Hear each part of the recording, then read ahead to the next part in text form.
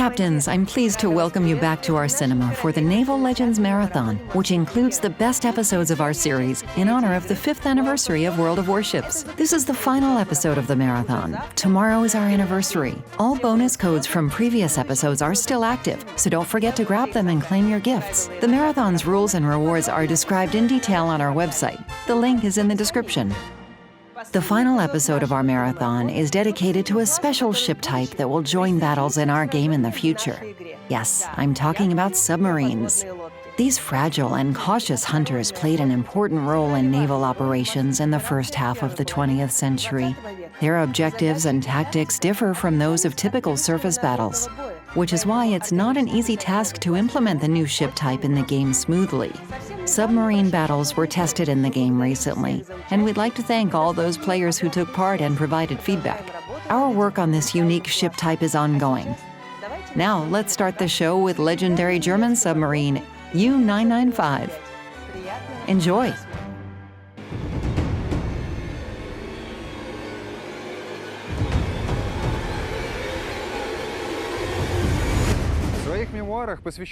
In his memoirs dedicated to World War II, Winston Churchill wrote that the only thing that made him worry about Great Britain losing the war to Germany were the German submarines. In the small town Labo in northern Germany, the last surviving Type 7 submarine stands solitary on the beach. It was this submarine type that worried Winston Churchill and posed the most severe threat to shipping in the Atlantic Ocean at the beginning of the 1940s.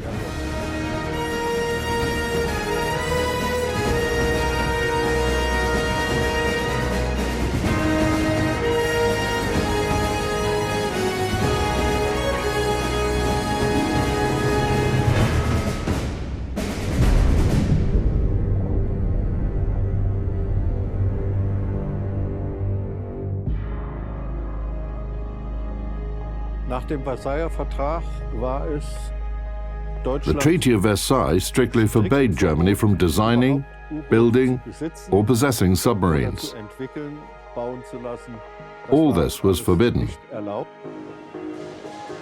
Nevertheless, in order to preserve their school of underwater shipbuilding and build upon the experience gained in World War I, a shipbuilding design bureau was registered in 1922 in The Hague, with German engineers as members of its staff.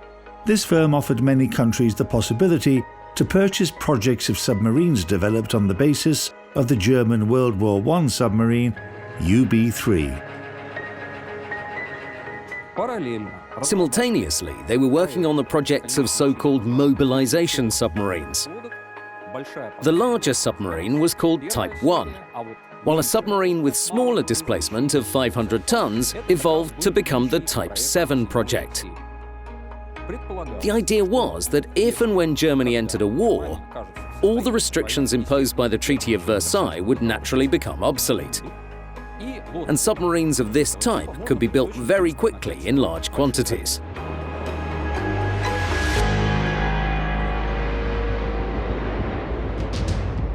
The further development of Type 7 submarines and their construction became possible thanks to a naval treaty signed between Germany and Great Britain in 1935. This treaty allowed Germany to have a navy of a total tonnage not greater than 1/3 of that of the British Navy. As for submarines, Germany was given the right to have a fleet equal to the British one. The important thing was that this submarine was very easy to construct thanks to its design, which allowed for extensive use of welding. Enormous numbers of these boats could be constructed in a relatively short period of time. Despite the design of Type 7 submarines repeating concepts from World War I, this ship had great potential for further modernization. Thus, subtypes A and B appeared, which differed from each other only in their details. The general concept of a medium submarine with a displacement of 700 tons remain unchanged. A submarine can only have well-balanced characteristics up to some specific dimensions. If it's a large submarine, it starts to have control issues when underwater. It also has problems with surfacing, submerging, and excess trim differences. All this leads to a reduction in a submarine's overall maneuverability. Considering that maneuverability is no less important than combat capability, engineers added an important improvement to Subtype B, the double vertical rudder. This allowed them to considerably reduce the turning circle radius, which provided certain tactical advantages.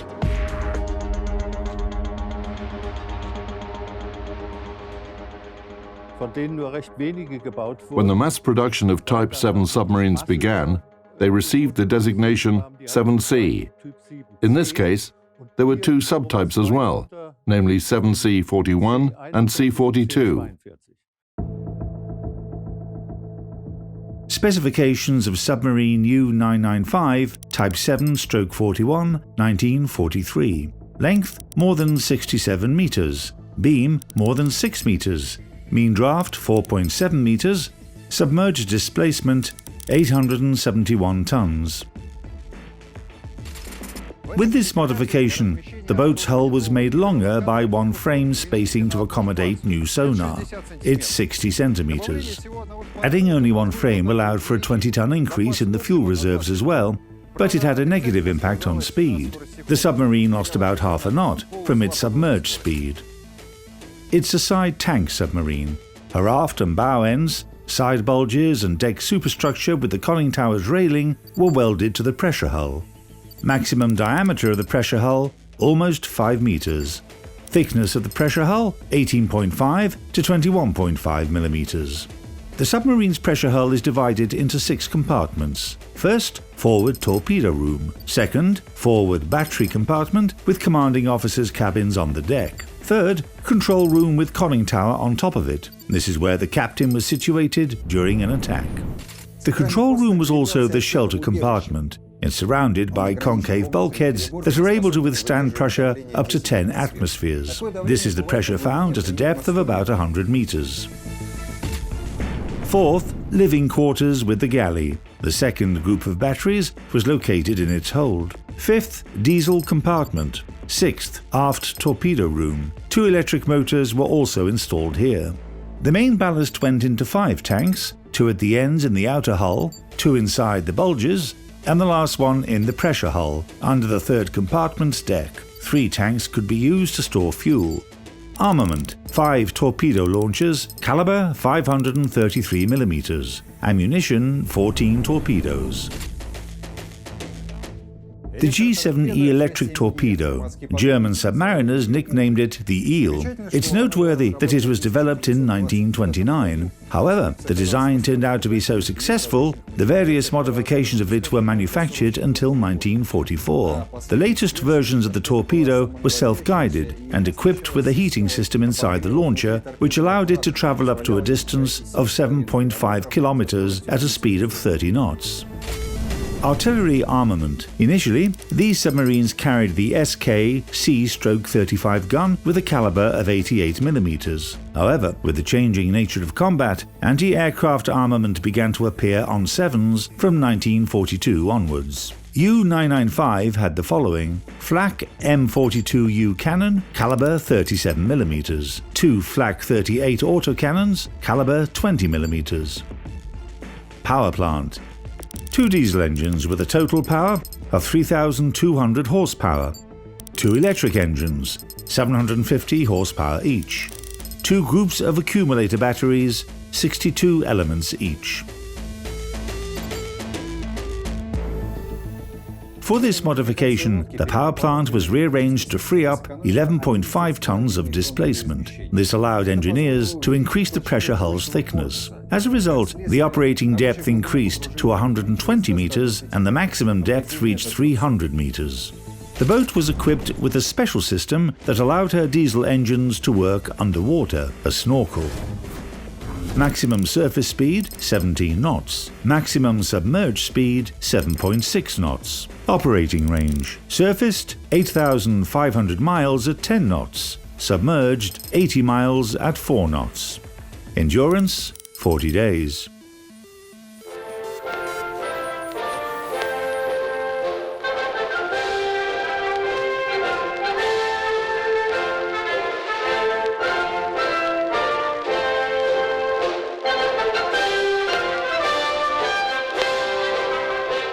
Everything was sacrificed to increase the combat capability of the ship. 2 people shared one bunk, and some even slept on torpedoes. All available space was taken up by provisions, and even one of the lavatories wasn't used during the first week of a combat cruise because it was stuffed full of food supplies. To complete the picture, imagine how the air those people breathed was. A mixture of diesel engine exhaust and kitchen smells, spiced with a dense aroma of cologne, which submariners generously applied to themselves as they had no means to bathe properly.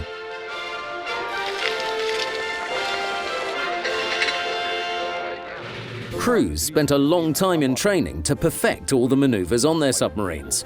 A large number of torpedoes were provided for training. Generally, they made tens of torpedo launches under varying conditions. That's why when a submarine sailed out on a combat patrol, it was business as usual for them. They had already carried out all the potential operations multiple times and could perform their tasks automatically. This allowed them to achieve great results.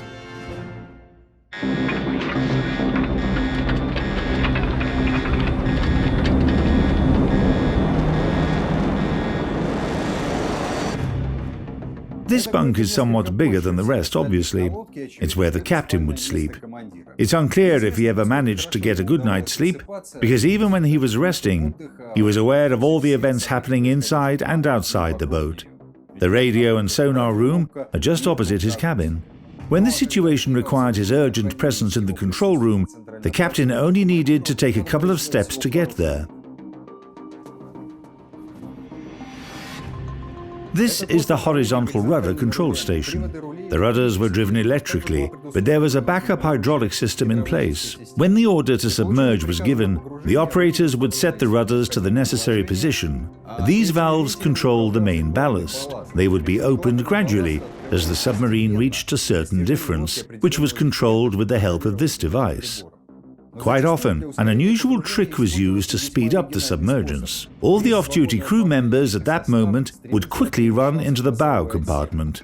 All these actions were perfected during training, so in a battle, a well-prepared crew could bring their submarine from the surface position to a depth of 10 meters in 25 to 27 seconds. This was considered the best result in the world at that time. Ist auf einen bewaffneten Frachter gestoßen. Alarm! Auf Seerohrtiefe!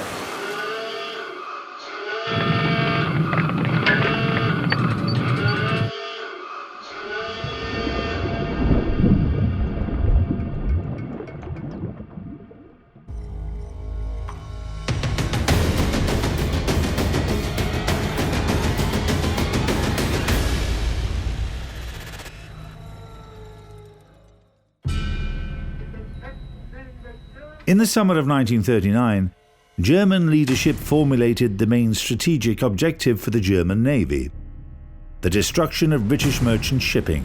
Torpedo-armed submarines were the best candidates to do this, and the more numerous they were, the sooner this objective would be completed. On September 3, U-30 sank British liner SS Athenia. Thus began World War II at sea.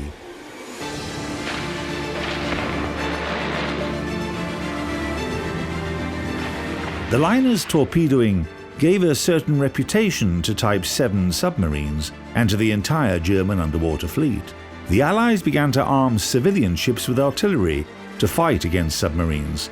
In response, Germany declared unrestricted submarine warfare and started the mass production of submarines. Torpedo launches on Sevens were not very different from their analogues used by the navies of other countries. However, they had a number of interesting features. For example, torpedoes were pushed out with the help of a pneumatic piston, which gave the advantage of a bubble-free torpedo launch. A torpedo could also be programmed with the necessary course, speed and depth without taking it out of the tube. This was done with the help of a mechanical system connecting to external sockets on a torpedo. The required parameters could be set both here and from the central control room. Type 7 submarines were easy to control, reliable, cheap to build, and had a good balance of combat and operational qualities. Although by their design features, these boats weren't meant for prolonged combat use, their unique characteristics such as dive speed and maximum submergence depth, made them practically invulnerable. So, by the beginning of World War II, the German Navy had at their disposal arguably the best weapon to wage underwater war, as well as perfectly trained crews, and only one person knew how to use them to achieve maximum results. Karl Dönitz was an experienced submarine commander. During World War I, he carried out many successful operations in the Mediterranean. From the very beginning, in 1935, he made a significant impact on the development of the German underwater fleet. He developed the tactics that would later be used by submarines, including the so-called Wolfpack tactic. Each submarine was assigned a position, and the entire group formed a line that crossed the expected route of a convoy. The width of this curtain and the distance between submarines resulted in a high probability of the discovery of a passing convoy by at least one boat. The data on the location and of course of a convoy could also be obtained by radio reconnaissance or aviation. All the information was gathered by an operations center on the shore, which coordinated the actions of the group and sent all nearby submarines to attack a convoy. Once a submarine discovered a convoy, she would send its position to the center and continue tracking the target, staying at a safe distance from it. In the night, she would make a dash towards the convoy, surface and deliver a torpedo strike. During this, she remained invisible. The visibility is very poor at night, so you would need to search for her, need to discover her. Unlike destroyers, after an attack, she didn't need to retreat. She just dived and that's it, you couldn't see her. She then moved to another position to deliver another strike, and as there would be many submarines and they all attacked almost simultaneously, it caused the convoy's escort ships to spread out. So they would attack one submarine and another appeared. Chasing the second submarine, a third one would emerge. Like this, subs got closer and closer to the convoy, which remained virtually defenseless, and this all resulted in a very serious loss of tonnage. It meant that you could quickly and efficiently destroy convoys.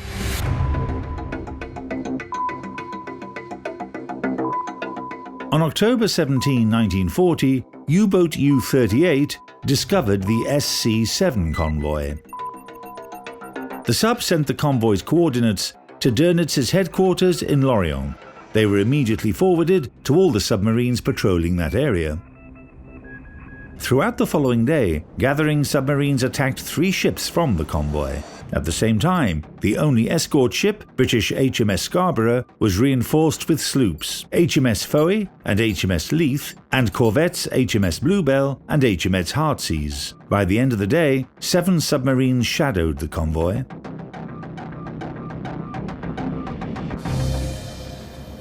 The night of October 18 to 19 was ideal for underwater predators, with a full moon and calm sea. Around 2100, U-46 fired 4 torpedoes at cargo ships Convaleria and Beatus. HMS Leith rushed to find the attacking submarine. Driving the boat off, the ship sailed several miles away from the convoy. At this moment, U-101 torpedo transport Kreekirk. The vessel, loaded with iron ore, quickly sank. Closer to 2200, U-99, commanded by Otto Kretschmer, fired her first torpedo salvo. SS Empire Minerva steamed at full speed, but it didn't save her. One of Kretschmer's torpedoes struck her engine room, and the vessel lost propulsion and started to sink quickly. Escort ships rushed about among the spreading cargo ships, trying to get them together. Meanwhile, U-99 made its way to the formation center and struck the convoy ship at point-blank range without even aiming. Here's how Kretschmer described those events in his battle log. 22:30. Firing from the forward launcher at a heavily loaded transport, the torpedo misses but hits another, even larger ship of about 7,000 tons. The vessel sinks bow first. 23:55. Launching a torpedo at a large dry cargo ship. A hit, Her bow section is destroyed up to her bridge. 0015. I'm constantly hearing the explosions of torpedoes launched by our submarines. Destroyers rush about and fire star shells explode from time to time, but to no purpose. 0138. Firing from the forward launcher. A hit. The vessel sinks. 0155. Firing. A hit. The ship sinks in 40 seconds. Around midnight, cargo ship Assyrian, with the convoy's commodore on board, spotted a German submarine directly in front of them, some 90 meters away. In an attempt to ram the enemy boat, the steamer engaged full speed ahead, but soon found herself far from the convoy and without any defenses. At 1:22, the vessel was torpedoed by U-101. At around 5:00 in the morning, U-123 used her artillery to finish off transport Clintonia, which has been abandoned by her crew. The gunners got so excited that they almost fired at Kretschmer's U-99 that happened to be nearby. At sunrise, the submarines left, having sunk 20 and damaged 6 of 30 cargo ships. The following night, convoy HX-79 sailed through that same area. It consisted of 49 transports and 12 escort ships. Despite quite strong defences, 5 German submarines managed to sink 12 vessels from the caravan in the course of several hours. As a result, in 3 days, the Germans had routed 2 Allied convoys without losing a single submarine.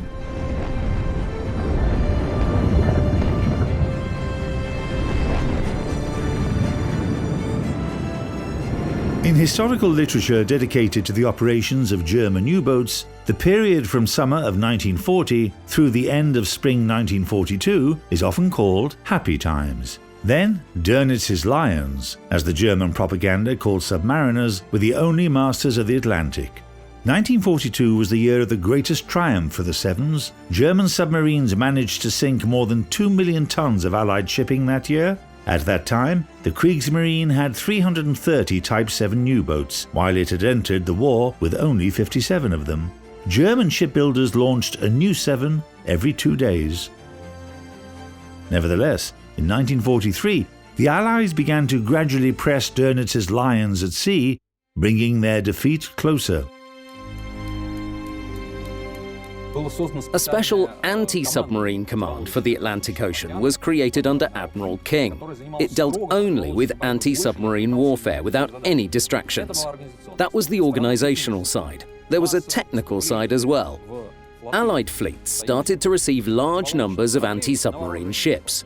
They were armed with compact sonar, anti-submarine mortars, and hydroacoustic stations. All these allowed each individual ship to discover submarines, chase them down on the basis of their own data, and deliver strikes quicker and with more precision, so that the German submarines simply didn't have time to evade them.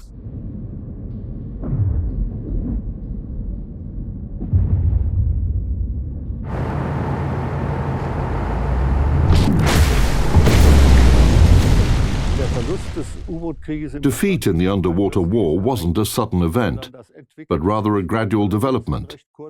However, it all happened in quite a short period of time. All these measures bore great results. In May 1943, the Allies sank more German submarines in one day than the transports they had managed to torpedo. Between 1935 and 1945, 709 Type 7 submarines were built. 546 of them were lost in combat operations, and 65 were scuttled by their own crews at the end of the war. The fate of the surviving submarines was decided by the Allies at the Potsdam Conference. From November 1945 through January 1946, near Scotland, Operation Deadlight was carried out. In its course, more than 100 German submarines were destroyed, either with explosive charges or by artillery fire from destroyers HMS Onslow and Bliscavita. 83 of them were Type 7 U-boats. Several surviving ships entered the fleets of the victorious countries and their allies. U-995 served in the Kriegsmarine a little more than 6 months and was in the Northern Sea when the war ended. In May 1945, the sub surrendered to Norway and served in the Norwegian Navy for the following 15 years. With the commissioning of new submarine types, U-995 lost its value as a combat unit, and the Norwegians transferred the 7 to Germany to become a museum ship. The Type 7 program was one of the most successful German submarine building programs, especially when you think of their quantity. It's arguably one of the most numerous ship types in the world by the number of units built. I believe that even the Liberty-class ships were less numerous.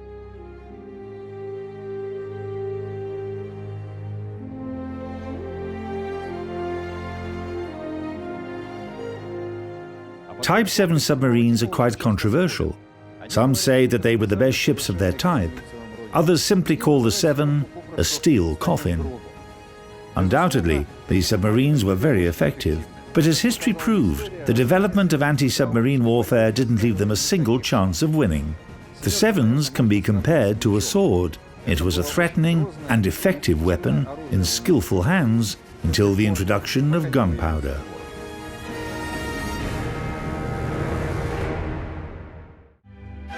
Here is the first part of the bonus code. Next up on our show is a movie about U.S. submarine Batfish.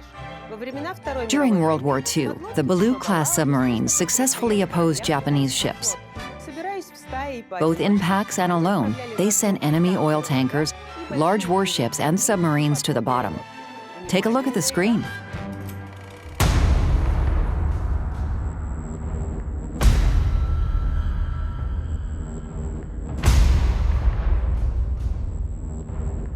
They became the scourge of the Japanese Navy during World War II. Operating in wolf packs and alone, they sank enemy tankers, capital ships, and submarines. The War Memorial Park in the city of Muskogee, Oklahoma, is home to one of those heroes, a Balao-class submarine, USS Batfish. The Batfish, during its record-breaking 3 submarines in 76 hours,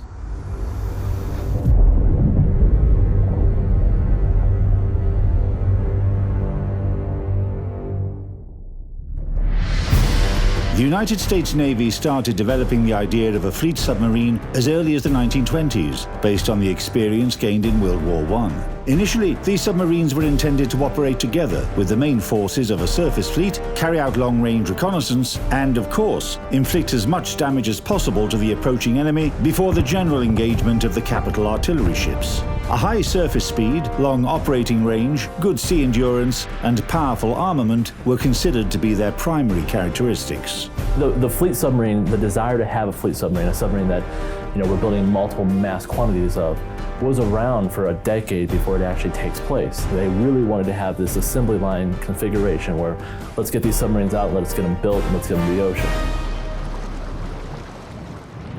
In the 1930s, the US Navy commissioned several series of submarines one after another.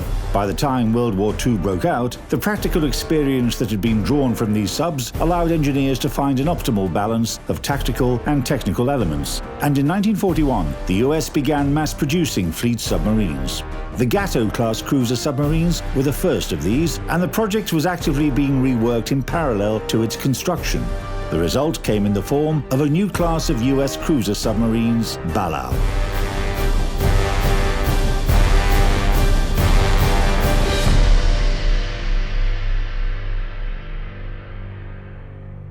Basic differences is the steel that's used in the construction of the hull. You're going from a 9/16 inch thickness to a 7/8.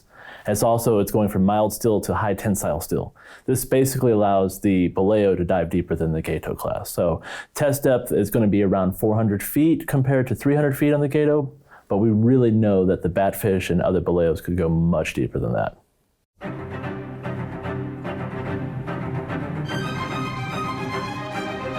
When the US entered World War II, it became obvious that the existing application concept for cruiser submarines was no longer valid. Fortunately, their tactical and technical specifications made them perfect for their new role, fighting along extended Japanese communication routes in the Pacific theater of war.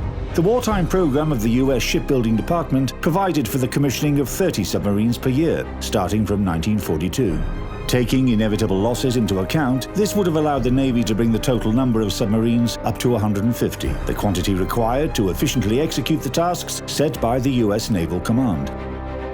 The country, United States, we were very good at building things. So we actually transferred from the society we went into, a wartime society. And so the reason why you're seeing so many Baleo classes being constructed rapidly is because we've converted all of our, most of our labor, anything that's non-essential to the survivability of the country is building wartime machines. So you're having what we call Rosies out there constructing submarines, you're having the men. You actually have some of the sailors that are actually assigned to the Batfish, helping construct the Batfish well before the Batfish is ready to go.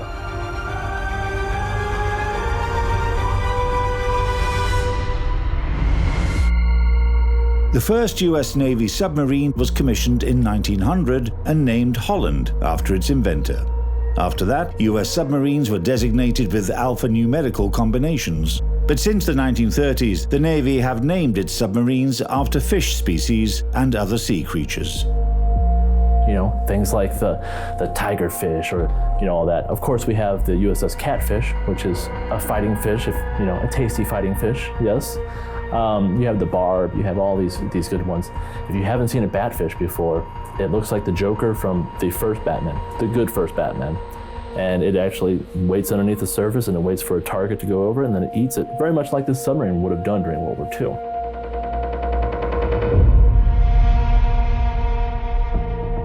Specifications of submarine USS Batfish as of 1943. Length 94 meters. Beam more than 8 meters. Mean draft more than 5 meters. Displacement submerged 2,415 tons. The sub has a double hull. Maximum diameter of the pressure hull almost 5 meters. Thickness of the pressure hull more than 22 millimeters. Armament, artillery, Mark 17 gun with a caliber of 127 millimeter. Bofors anti-aircraft autocannon with a caliber of 40 millimeters. Or a Lycon anti-aircraft autocannon with a caliber of 20 millimeters. During United States submarine diving operations, crew have 30 to 40 seconds to get from watch stations into the boat ready for battle. In that time, crew must take weapons like the 50 caliber and 30 caliber machine guns down this hatch and into the armory. In that time, these crew are trained to get into the hatch in 10 seconds. They jump down, dog down the hatches, and prepare for battle stations. Torpedo armament. 10 21-inch torpedo tubes, 6 forward, 4 aft. 24 Mark 18 electric torpedoes, caliber 533 millimeters. This is the after torpedo room. This compartment contains 1/3 of the torpedoes on the submarine. Those torpedoes are fired from these 4 tubes, which is 2 less than the forward torpedo room.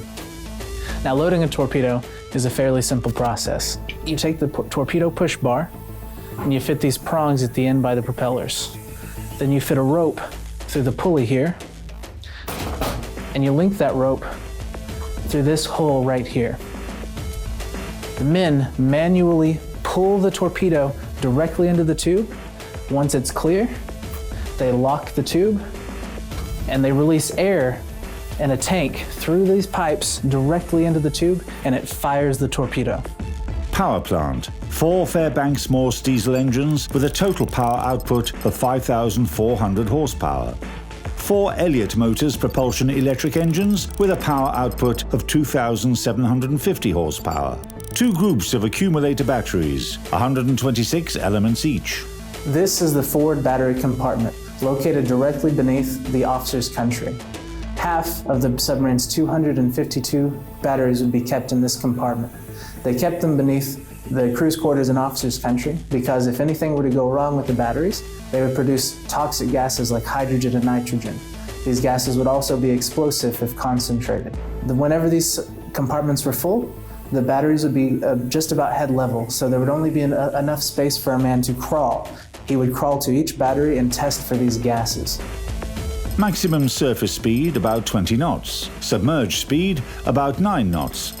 Cruising range, surfaced 11,000 miles at 10 knots. Submerged 96 miles at 2 knots. Endurance 60 days.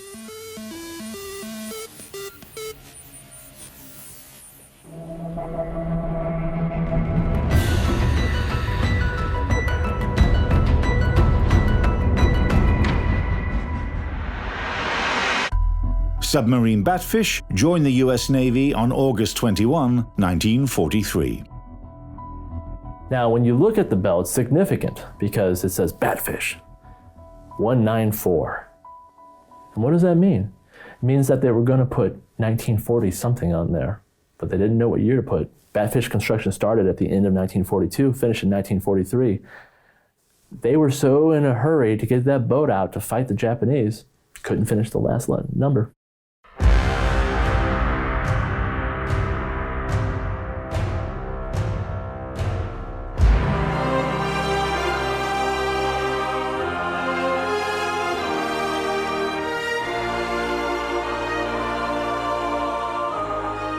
They called these submarines the Cadillac of submarine, meaning that this had all the latest and greatest. Might as well have had cruise control at this point. So compared to Japanese submarines, our submarines were vastly more superior in technology. Batfish, for instance, was getting upgraded at almost every single port it stopped at. Anytime that it was in between war patrols, it was getting something new added on. Of course, that means every time you get a new piece of equipment, you gotta have at least 2 guys to train on it.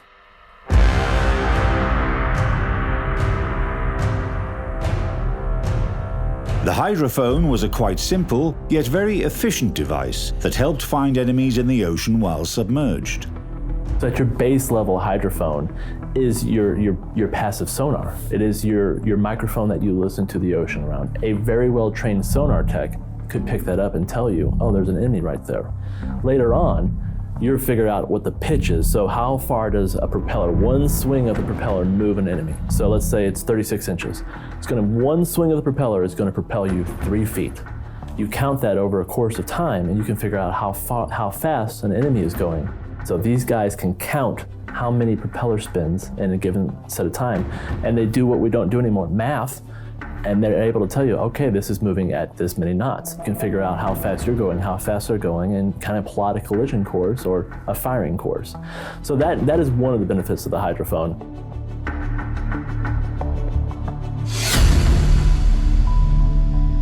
The next device used by submariners to determine the range to a target and its movement parameters was the sonar, an alternative to using the periscope. This is the Sonar Station. 2 men would operate the Sonar Station at one time, one listening for propellers or screws and for explosions. The other one would be operating equipment like the sonar heads here, which would gather information and they would send it to a display in the control tower. There, officers would analyze it and make decisions on their combat operations. This compartment is known as the control room. Many people also know it as the nerve center of the boat. In this compartment, there would be 10 to 12 sailors controlling operations such as torpedo fire control, diving, and submergence.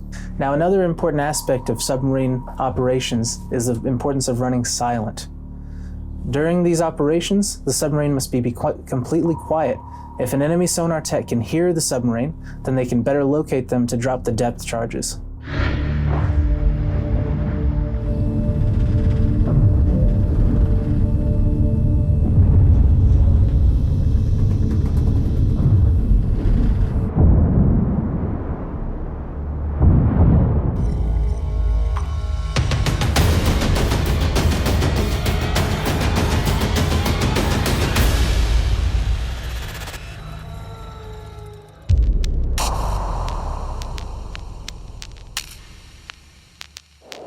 In the summer of 1943, the SJ-1 radar station was introduced into service.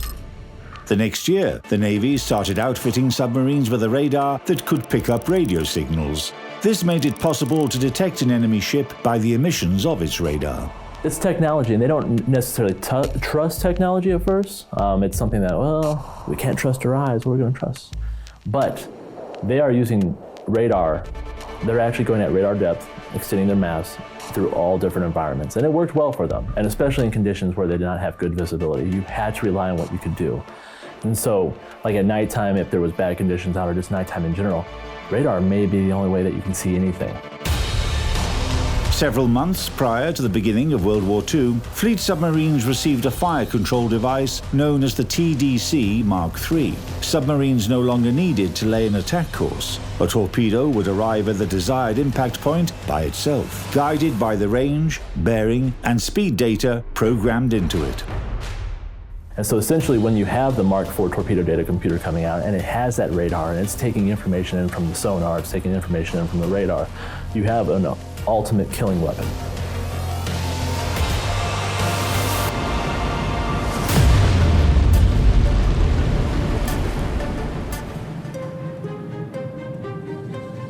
At the beginning of the Pacific War, the torpedoes used on US submarines demonstrated very poor efficiency in combat due to their technical imperfections.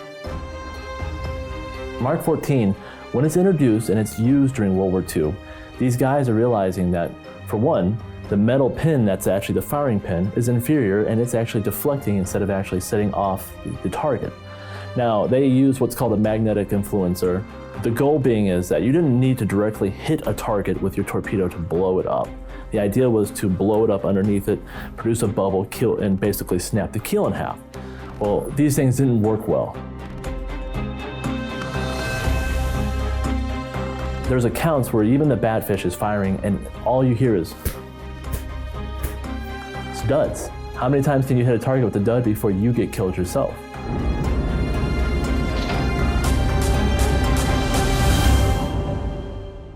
At the end of summer 1943, the Mark 18 torpedo was put into service. It was the first American electric torpedo. Developed on the basis of a German torpedo, the Mark 18 didn't leave a bubble trail behind it on the water's surface. It was also cheaper and more technologically advanced than its steam gas predecessor.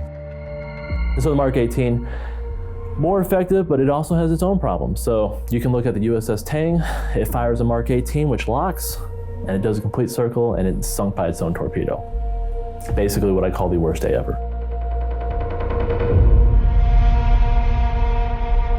These battery-powered torpedoes, the Mark 18s, they're cheaper to produce. You have some problems is that you're charging the batteries. When you charge these batteries, they produce hydrogen gas. If you decide to smoke and the hydrogen gas burner's not working, you just basically blew yourself up, which is also a bad day to have.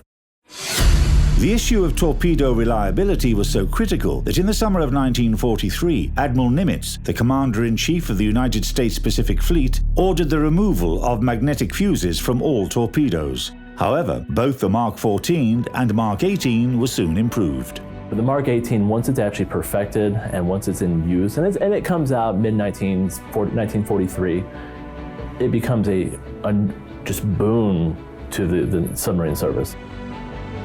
In February 1945, when Batfish set out on a new combat patrol, her crew had another chance to appreciate all the advantages of the armament and equipment at their disposal.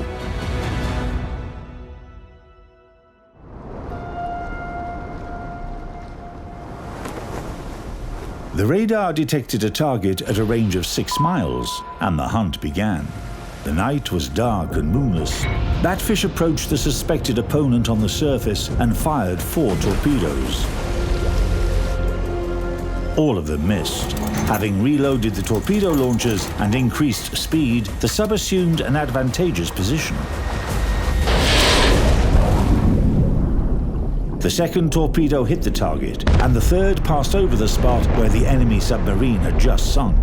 At the same time, the first torpedo failed to exit the bow launcher. The skipper is yelling, "Fire that torpedo! Fire that torpedo!" Head torpedo mate in the room, Virgil Blackie Lawrence, he's going, "I'm trying to fire it, it's stuck. What am I going to do?" And so his training kicks in. Remember your training. The recommended pressure of compressed air to push a torpedo from a tube was between 21 to 28 kilograms per square centimeter. Torpedo mate Lawrence kicked everyone out of the compartment, sealed the watertight bulkhead, raised the pressure to 42 kilograms per square centimeter, and read a short prayer.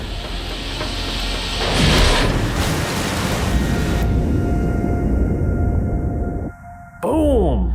And it kicks the submarine back a little bit. Everyone's cheering. They're not going to die in this little pursuit right now. Batfish approached the spot where the Japanese sub had sunk. They turned on a searchlight to look for debris and survivors. At the break of dawn, Japanese aircraft appeared in the sky and Batfish submerged again.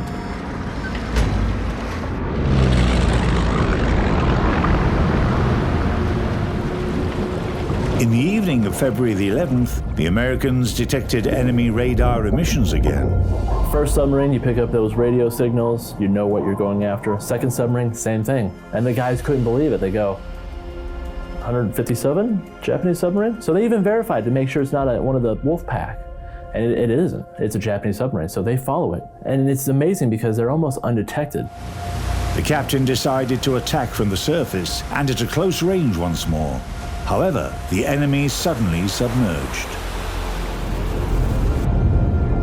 And then they go, are we detected? Did they die because they could hear us? Is our gear better than us? Because we don't know. We honestly don't know. So they're listening, and they wait.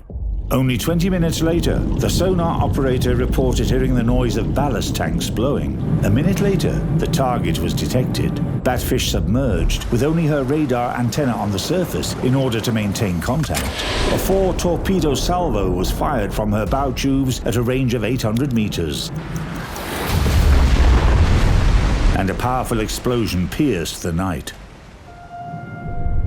And then just about a day later, 158, 153, oh, they're picking up another frequency from a radar. It's another Japanese submarine. These guys couldn't believe it at this point. This was an old hand for them.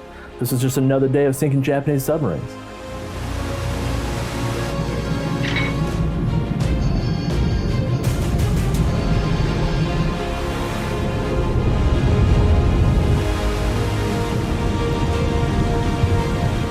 They're out of torpedo tubes in the forward except for 2 torpedoes left. And now you know firing from the aft is not as easy as firing from the forward. Of course, the guys in the aft are like, give me that action. Give me that action, baby. I want that action.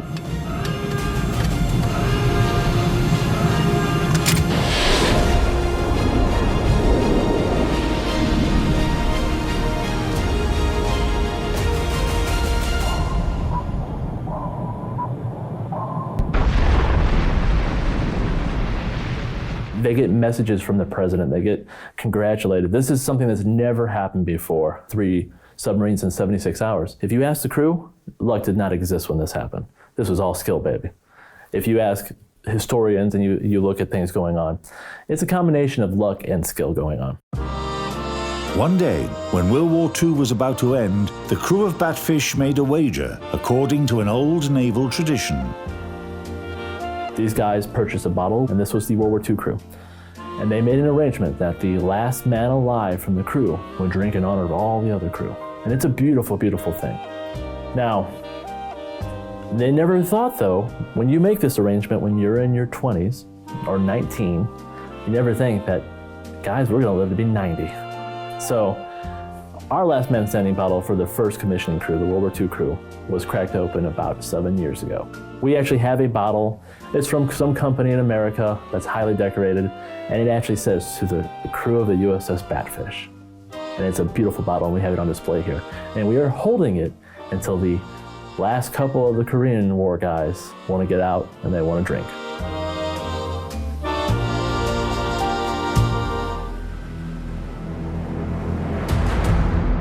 It's difficult to overestimate the part that US submarines played in the Pacific War. They practically annihilated the Japanese tanker fleet, thus cutting the enemy off from their supply of vital fuel. Between July and August of 1945, the US submarines focused on rescuing the pilots of planes shot down over the ocean. During World War II in the Pacific, the US Navy lost 52 submarines out of 288. Around 3,500 sailors never came back from their patrols. Of course, you tell people this and they go, it's not too many. I mean, how many is enough? And keep in mind that we're talking maybe 24,000 active submariners during World War II. As far as the people patrolling the ocean and fighting on submarines in World War II, we're looking at a 1 out of 5 submariner was going to die rate.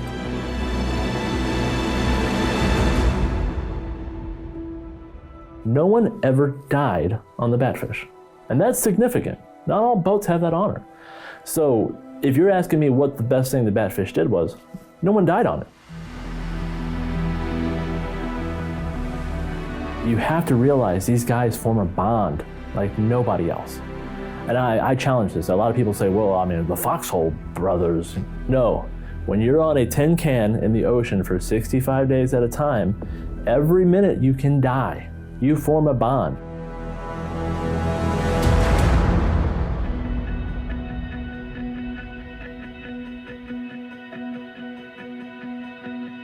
At the beginning of the 1970s, the Oklahoma chapters of the United States Submarine Veterans secured the transfer of one of the decommissioned submarines in order to commemorate their fallen brothers in arms.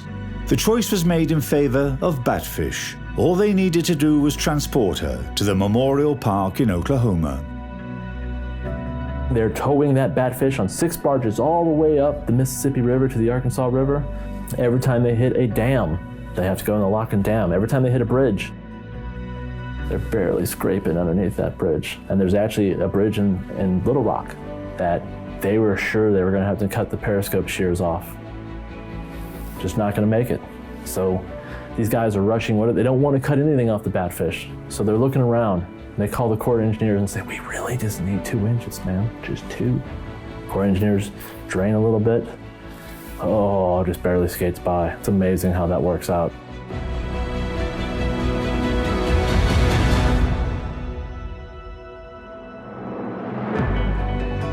One of the key elements to placing the Batfish where it is right now was Mother Nature. So with a little help from Mother Nature, we had floods that lifted the Batfish. The river was really high. So breaking that bowl open and letting the water come in and start excavating that. And this all happened over the course of about a month and a half. And 2 cranes pulling as hard as they could to get that Batfish straight in the line. The tugboat reinforcing the rear, the aft. You placed it right there on land. And it was a brilliant sight to watch this. People would gather out here just to see this happen because this is not something that happens every day. The War Memorial Park in the city of Muskogee, Oklahoma, became the last berthing station for the submarine. In May 1973, Batfish was officially named a museum ship. She is open for visitors all year round.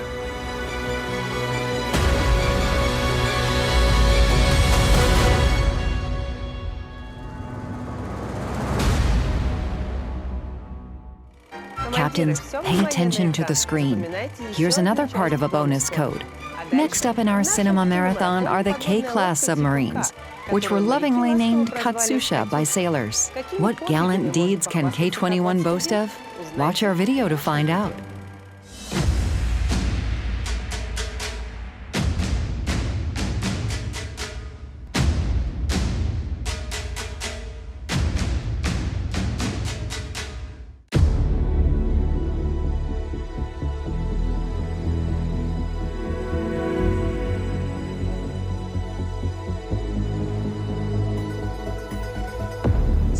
Severomorsk. At the beginning of the 20th century, it was home to about 13 families of huntsmen and fishermen. Today, it houses the main base of the Russian Federation's Northern Fleet. And it's not easy to get permission to visit. But we haven't come to one of the most secret cities in Russia just out of mere curiosity. I'm here to tell you about the K21 Submarine. In the spring of 1942, command of this ship was entrusted to Captain 3rd Rank Nikolai Lunin. This was the beginning of one of the most vivid pages in the history of the Russian Navy.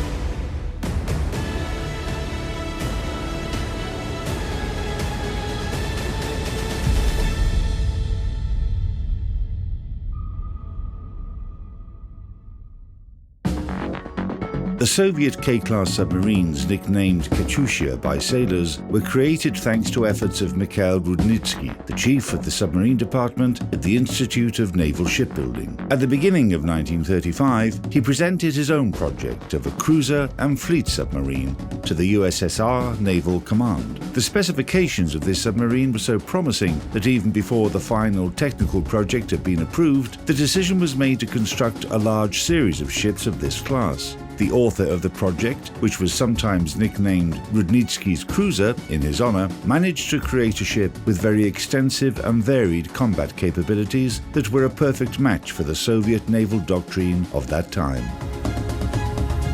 It was supposed that, in order to perform the tasks of a fleet submarine, she would stay within a specified area and patrol it. If an enemy appeared, she would let the main Allied forces know about it. Then, using her advantageous situation, she would be able to deploy mines in the path of the advancing enemy fleet. After the hostiles suffered some losses in this minefield, the sub would carry out a torpedo attack. After this, she would disengage and wait for the enemy to sail away from the quadrant.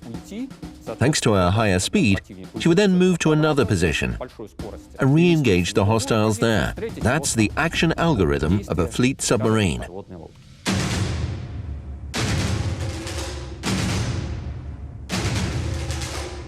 Simultaneously, large submarines were to carry out cruiser missions, acting on sea communications in remote areas far from home bases and shores. The technical project of a cruiser and fleet submarine was developed and improved for a further 2 years. In December 1936, the first 3 ships were laid down in Leningrad. This series of submarines received the number 14. In the Navy, they were designated as the K-class.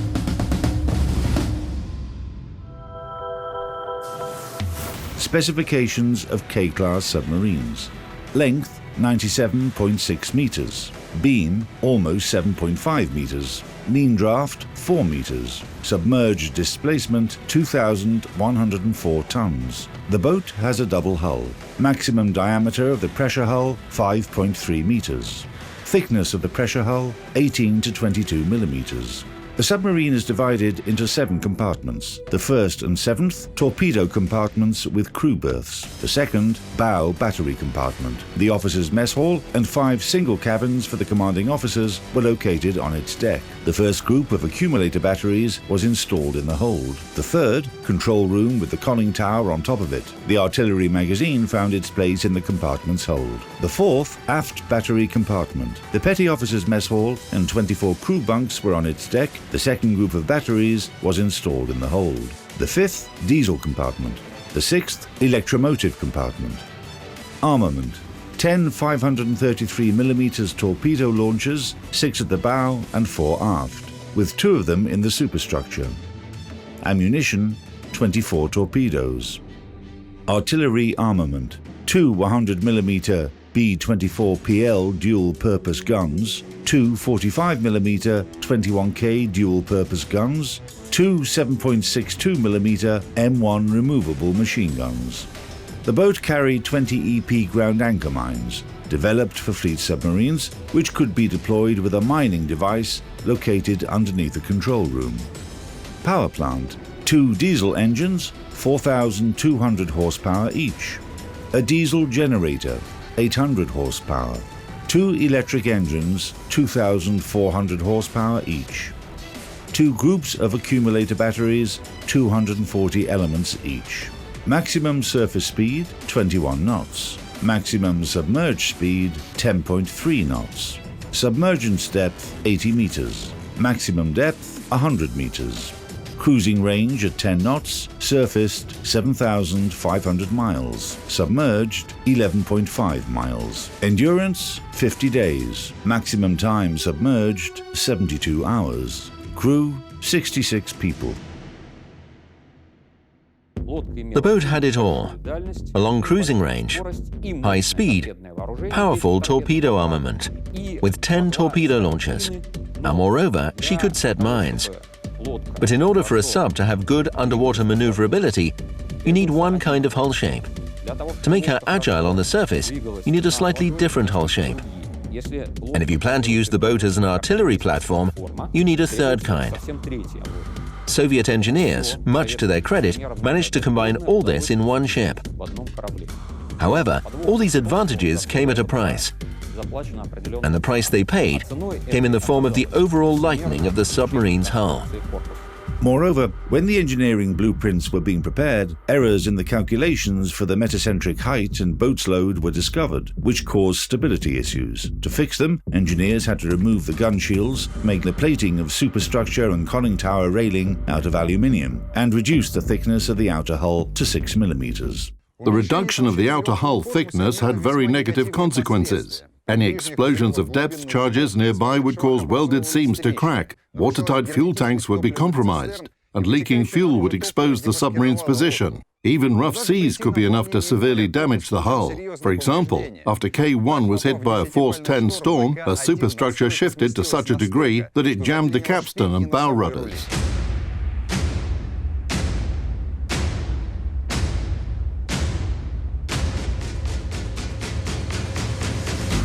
However, these individual technical drawbacks of Katyushas weren't that important compared to the shortage of prepared crews. By the end of the 1930s, the USSR hadn't managed to organize the fully fledged training of submarine officers directly in naval schools. The Navy, meanwhile, had only 2 training squads for underwater operations, which prepared commanders and specialists for submarines. The problem was that these schools weren't able to prepare the necessary number of commanders and specialists at the rate at which the shipbuilding industry was producing new submarines. By the summer of 1941, the Soviet submarine fleet included 212 ships, 85 in the Pacific Fleet, 67 in the Baltic Fleet, 44 in the Black Sea Fleet, 16 in the Northern Fleet. 118 of them were either under repair or at different stages of construction. The remaining 94 were complemented with crews that underwent practical training directly on them. The most important thing: a crew required time to master all the machinery. To this end, a training program was developed. The training program for submarines, adopted in 1938, consisted of 21 tasks. Here are some of them. Task 2, controlling a submarine when submerging, carrying out submerged maneuvers and surfacing. Task 13, attacking a ship sailing along an alternating course with torpedoes from a long initial range. Task 21, joint maneuvers of a group of submarines when evading the enemy. Ships whose crews had complemented all the tasks were considered fully combat ready. The highest certification of a submarine was to successfully complete a submerged attack against a high-speed formation of warships with anti-submarine escorts, moving along a zigzag path. The Soviet submarine fleet had very few certified subs. So the reality was that despite having a large number of boats at our disposal, only half of them, at best, were combat ready. Only 2 submarines were fully prepared for combat in the Baltic Sea, 19 in the Black Sea, and none in the Northern Fleet.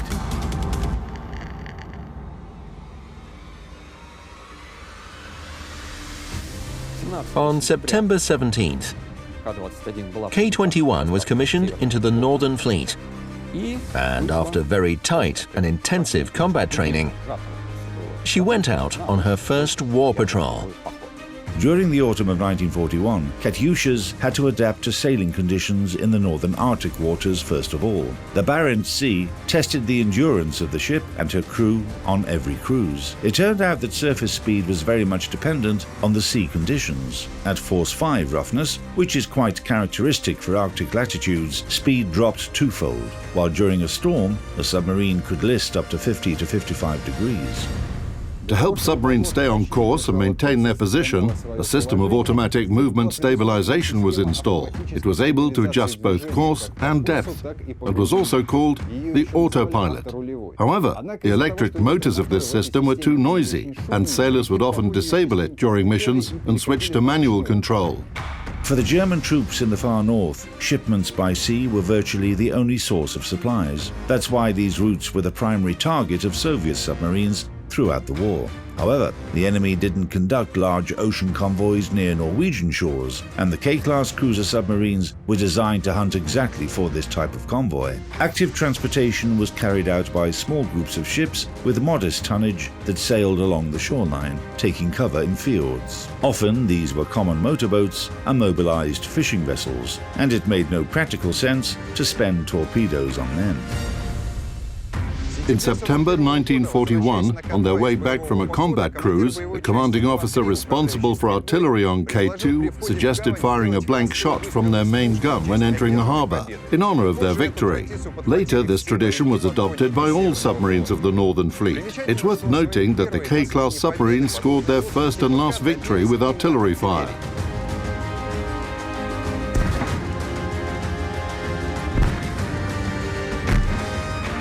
In terms of artillery armament, Katyushas surpassed all Soviet submarines of that time. Their 100mm dual-purpose guns were even sometimes used for anti-aircraft defense at home bases.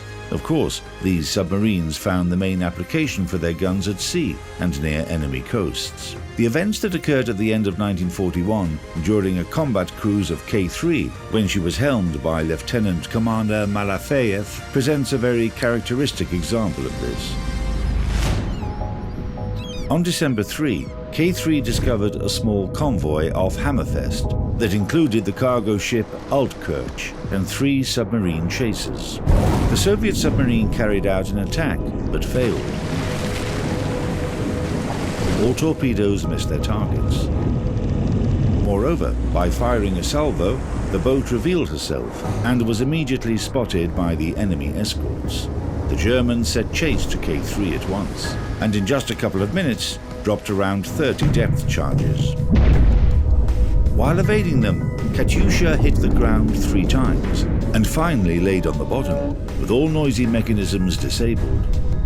However, the attack continued, and each new series of charges with the correct depth setting could have become the last for K3.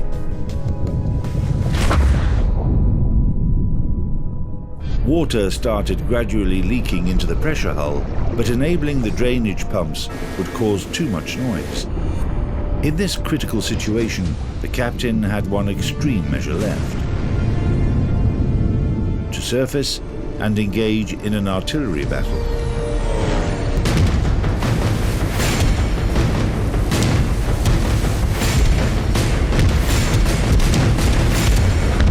With her 5th salvo, K3 hit the aft of one of the German chasers, where the depth charges were stored. The ship went under almost instantly. The second chaser, armed only with 20mm autocannons, hurried to disengage by setting a smoke screen. The third ship was too distant, and her salvos fell short of the submarine. K3 disappeared beyond the horizon before the enemy's eyes. Later on, it was found out that an enemy coastal ship had hit a mine cluster deployed by the sub a week prior to those events. Thus, the first mission of K3 in the Northern Fleet turned out to be very successful.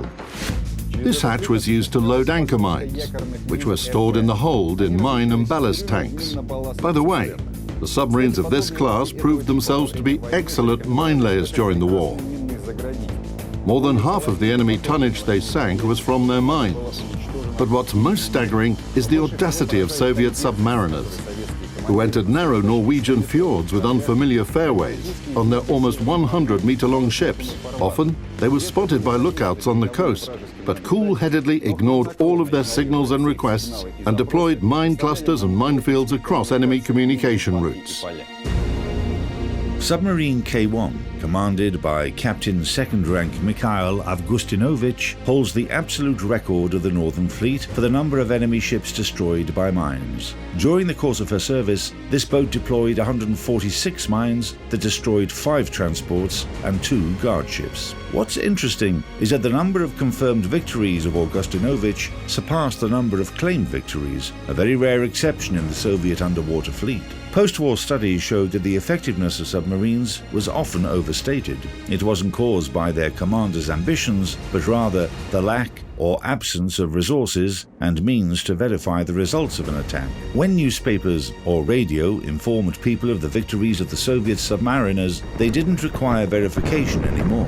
In 1942, when the Red Army suffered a number of crushing defeats on other fronts, the Soviet people badly needed to know that somewhere at least, the enemy was getting successfully hit. Герой Советского Союза Лунин обычно не ждет врага, а сам ищет его. Лодка пробралась к вражеским берегам во внутренние воды врага. Торпедные атаки! Аппараты тут!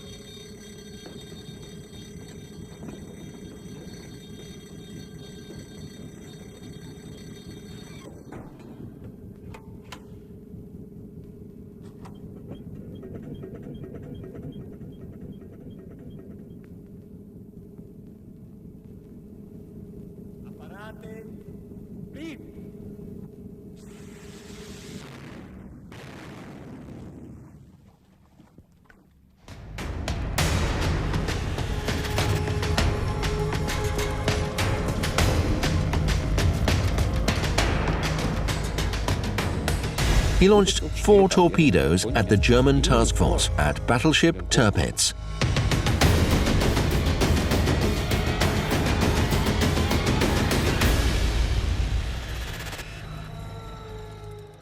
Точны советские торпеды. На рубке каждой лодки число потопленных ею фашистских кораблей.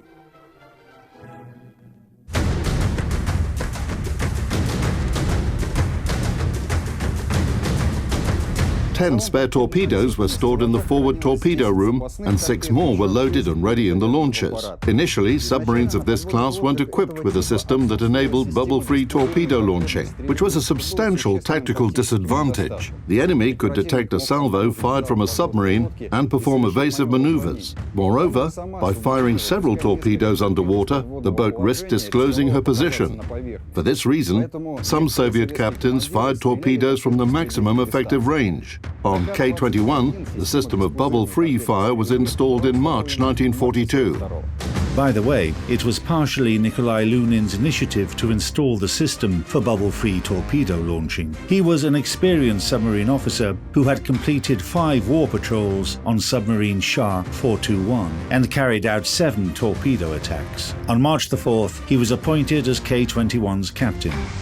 An interesting fact, the order giving him command of K21 came exactly 1 day after the decree of the Presidium of the Supreme Soviet, which awarded him the title of Hero of the Soviet Union. Thus, he first became a hero, and the very next day was given command of the largest and most powerful submarine in the Russian Navy.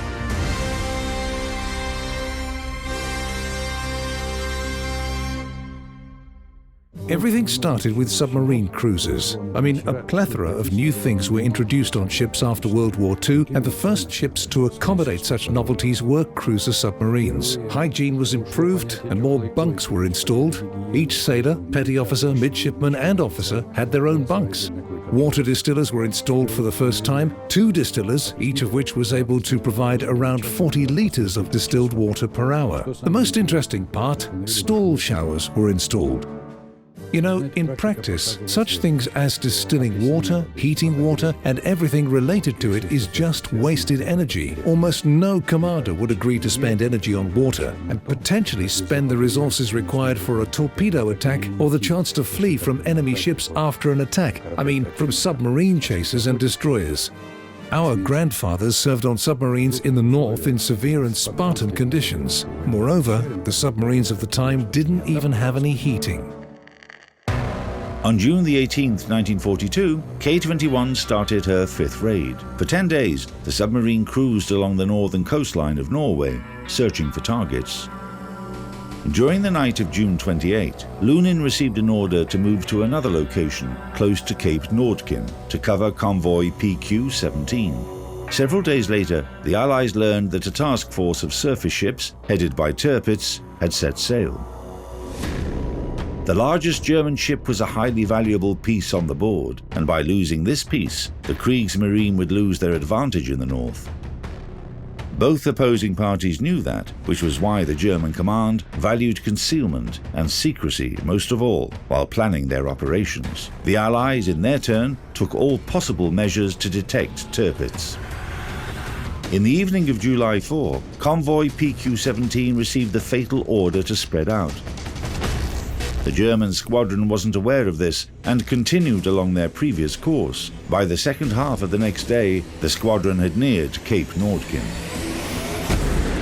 The characteristics of the listening sonar installed on K21 weren't that impressive, but Lunin was lucky enough to have a good sonar operator. At 16:22 on July the 5th, 1942, he reported to the officer of the watch that he had heard some indistinct noise. The noise was getting louder at a course angle of 30 degrees on their starboard. The commander ordered the sub to turn and extended the periscope several times in order to identify the source of the noise. As the boat continued moving towards them, dim outlines transformed into large ships, escorted by destroyers. Lunin declared a torpedo attack state on K21. The enemy was following an irregular course. In other words, the ships were moving in formation, an anti-submarine formation. It meant there was a group of destroyers in front of 3 large ships, which were moving in a front formation. The task of the destroyers moving ahead of large ships in a front formation is to detect submarines. Not just detect submarines, but force them to change their course. Either a submarine is detected, or she will try to avoid the collision at periscope depth. Therefore, when a submarine submerges and then surfaces, she will have only one chance to attack, because the ships are moving at high speed. Initially, Lunin planned to attack using the bow torpedo launchers, but at 1750 he raised the periscope and saw that the squadron had changed the course. This made a torpedo attack from the bow launchers impossible. The commander made a decision to launch the aft torpedoes. A lack of experience in attacking fast-moving targets with strong escorts, imperfect tracking devices, errors in analyzing target motion, and the risk of being revealed with an additional extension of the periscope, all these and other factors made it harder to prepare a torpedo attack. Nevertheless, Lunin made a second attempt, a risky one, to launch torpedoes at a receding target from an obtuse angle. According to his calculations, the distance was maximum but acceptable. At a particular moment, K21 was surrounded by the escort ships and could have been detected.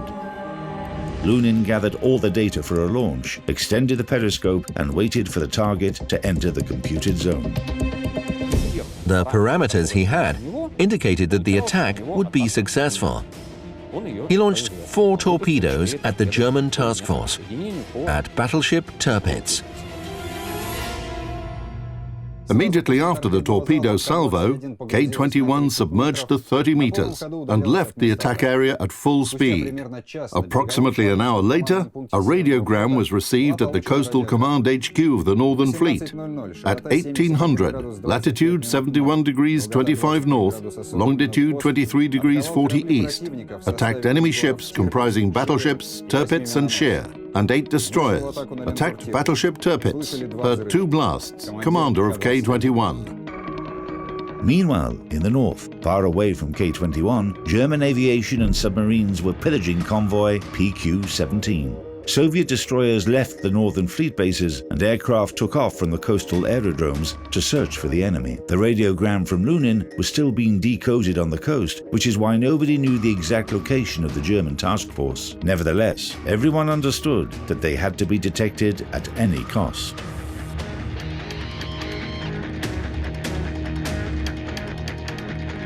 At 1916, the German squadron was detected by the crew of the Il-4 airplane from the 2nd Guards Composite Air Regiment.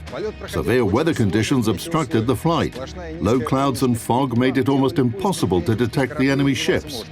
But the persistence of Soviet pilots in fulfilling their mission was rewarded. The pilot noticed a small gap between the clouds, plotted the course in that direction, and found himself right above the enemy forces.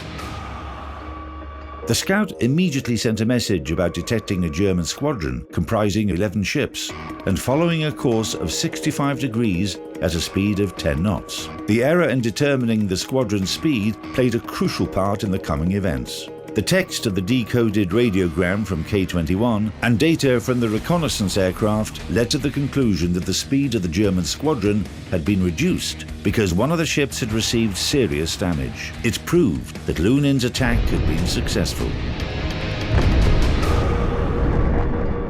After our British allies received the message about detecting the German task force, they radioed it in such a way that guaranteed the Germans would intercept it. And they did intercept the message in 2 hours and decoded it. The message was decoded both by the task force and on the mainland. The German command saw the message as a reason to abort the operation. That message had basically eliminated the secrecy that was the top priority of the German command. They realized that they had been discovered.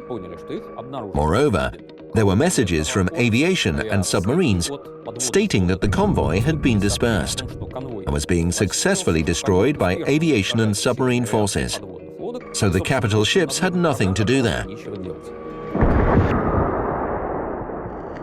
In the evening of July 8, the Soviet Information Bureau transmitted a message saying that the submarine under the command of Captain 2nd Rank Nikolai Lunin had scored 2 torpedo hits on German battleship Tirpitz. The news about the torpedo attack on the largest German ship was published not only in the main Soviet papers, but a corresponding note was also released in the foreign press. This was why, the following day, when K21 arrived at the base, the whole world was already aware of the heroic deed of the submarine and her commander. By the fall of 1942, after the events of the 5th raid had been reviewed in detail, Nikolai Lunin and his submarine K21 were decorated with the Order of the Red Banner. Over time, that attack had created a plethora of speculations and assumptions, and finally became a legend that still causes many arguments.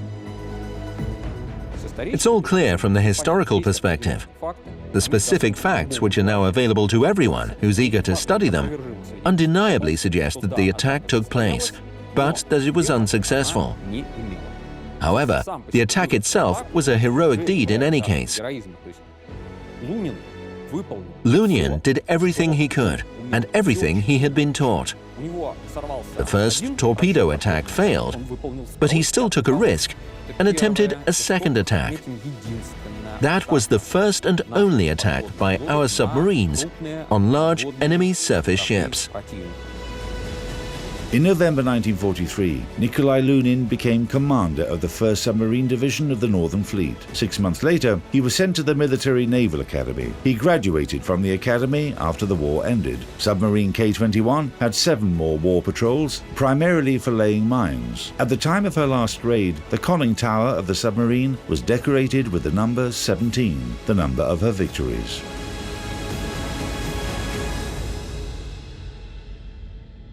As a matter of fact, the combat cruises of submarine K21 ended on April 12, 1944. She required mid-life repairs, and after being docked, she didn't take part in any further military actions until the end of the war. That might have saved the life of the submarine and her crew, because she was the only submarine out of 6 boats of her class that survived the war. After being decommissioned from the Navy in 1954, K21 was converted into a training facility where submariners practiced survivability skills. In 1981, the Military Council of the Fleet proposed to make submarine K21 a memorial to honor all the submariners who had died during the war. 4 compartments were rebuilt as a museum, so just the forward torpedo room, forward battery room, and control room with the conning tower remained almost unchanged. The victories of submariners from the Northern Fleet are sacred to me, no matter what anyone says. The numbers can be exaggerated or underrated. To my mind, it would be an insult, not only to me, but to the veterans who are no longer here with us, when someone who only read the numbers would say, "Come on, how many ships did you sink?" You say? You just sailed about at sea, and that's it. In wartime, in the conditions of the North, a patrol by any submarine is already a heroic deed because their crews always left the base with a one-way ticket. They never knew whether they would return or not.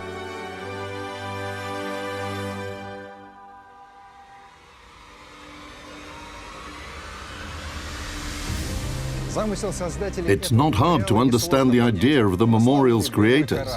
A famous warship, the only preserved K-class boat of the Northern Fleet, united with the coast that she once defended.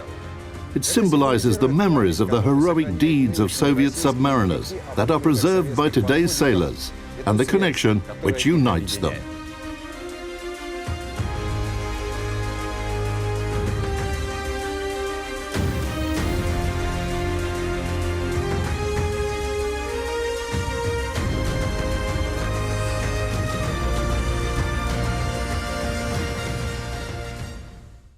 We've almost collected the 4th bonus code together. Only a small step remains. Now I'm going to show you a movie about one of the most famous submarines of World War II. Let's take a look.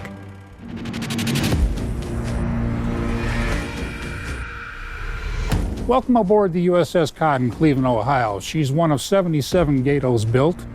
This is SS-224.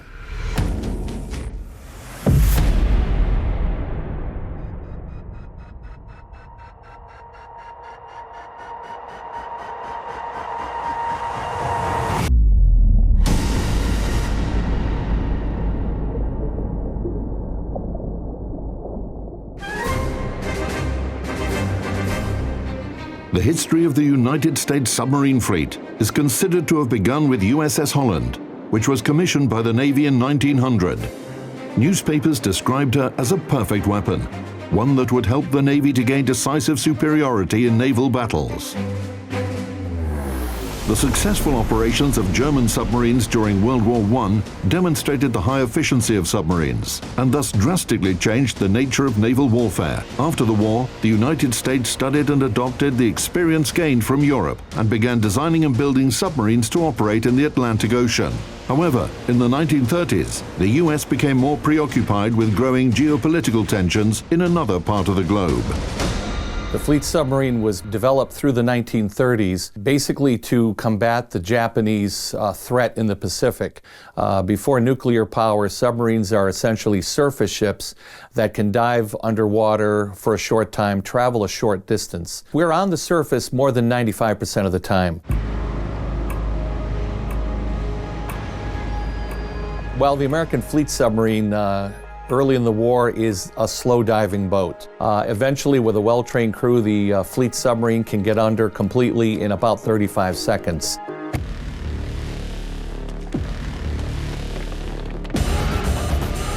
Clear the bridge, dive. The diving klaxon is fired twice.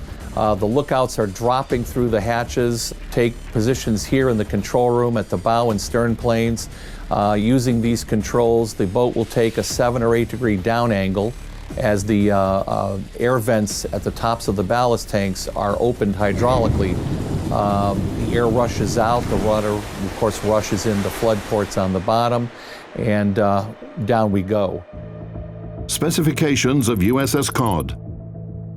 Length, more than 95 meters. Beam, 8.3 meters.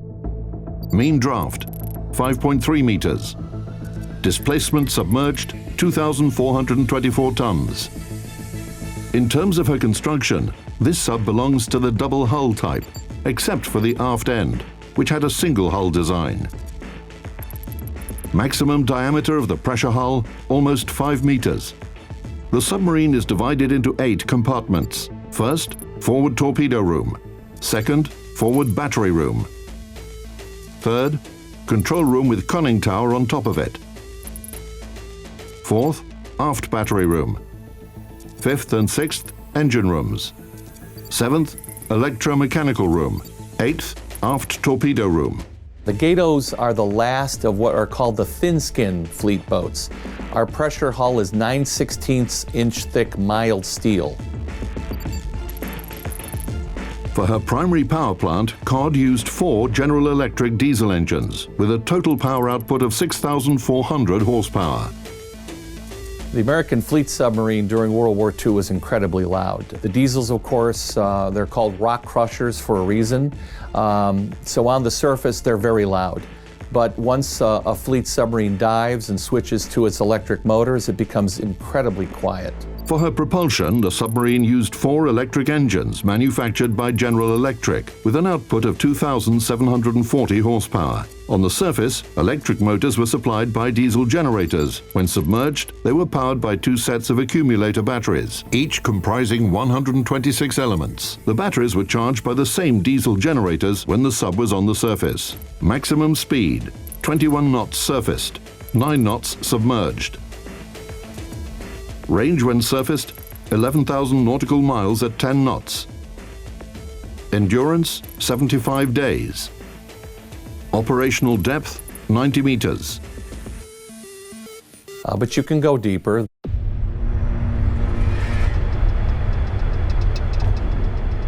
Captain Flucky of the USS Barb said that he had an arrangement with his stewards in the forward compartment. They would let him know when the deck plates were buckling. He calculated that the hydrostatic pressure would compress the hull sufficiently to buckle the deck plates at about 515 feet. Not all captains were as confident as he was in the engineering of the fleet boat.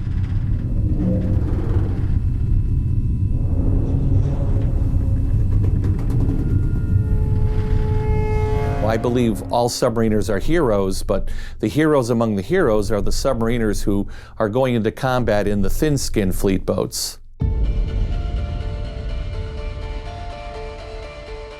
The first American submarine, USS Holland, provided dreadful habitation for its crew of 6 people. On early submarines, the attacks of enemy ships were no less dangerous than the possibility of dying from being poisoned by toxic gases produced by accumulator batteries or ammunition detonation. That's why, as submarine construction developed, special attention was paid to the creation of acceptable living and working conditions for the crew.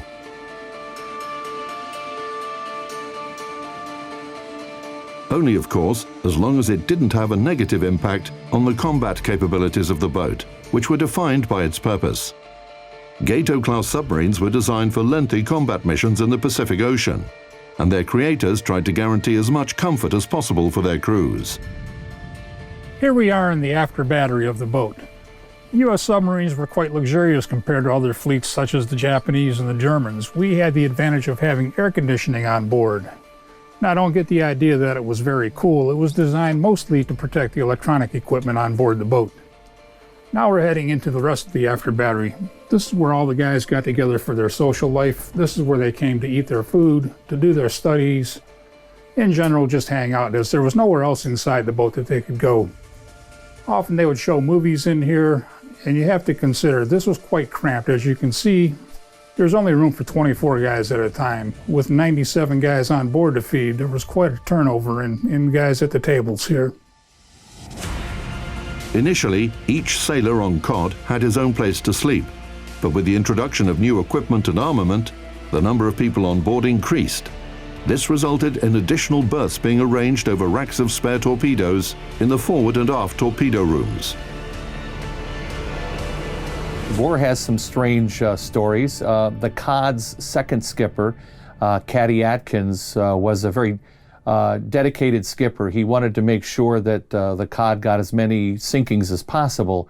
And to make sure that he was ready for action, he had the crew put a mattress up in the conning tower beside the periscopes. And he would sleep up there at night so that if they encountered any Japanese ships, he could immediately get up and spring into action and go into the attack. Well, one night, while he was up there asleep, we picked up a 3-ship convoy, and he immediately got up and went into the attack. And somewhere along the process of him calling out ranges and bearings through the periscope, the rest of the tracking party realized that he's up there naked.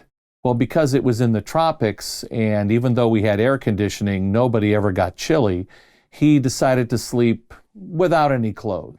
So someone suggested that perhaps it would be decorum for him to put something on, and so they called down, and the steward's mates brought up a pair of striped pajamas for him to put on.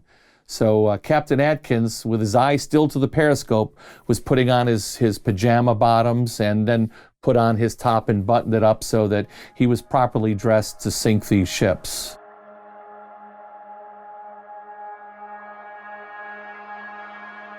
Now, no one thought anything of that until 1998, when the COD crew held their very first reunion here in Cleveland. And at the banquet, Captain Atkins was in attendance, and the crew presented him with a brand new pair of striped pajamas. Now, all the wives were just scratching their heads. They had no idea why the crew would give their captain striped pajamas and why everybody thought that was so funny until it was explained to them, the story. So today on the COD, if you stop by the captain's stateroom and look in, on his bed is a pair of striped pajamas ready for the next attack.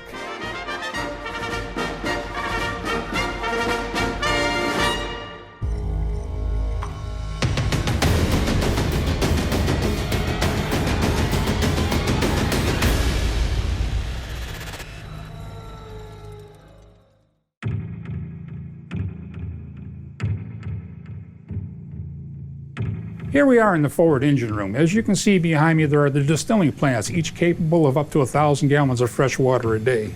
Very hot in this compartment. The guys would dry their clothes. It could get up to 120 degrees. These engines do not turn the propellers. Instead, they turn generators. The noise in here was incredible. There was no way to stand and have a conversation, so to operate the engine room, you had to use sign languages, lights, and bells.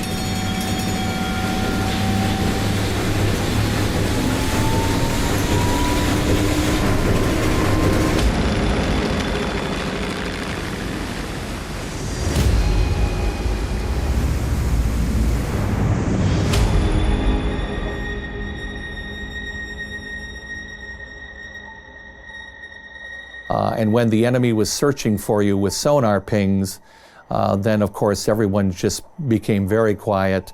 Machinery was shut down that wasn't needed. Fans would have been shut down.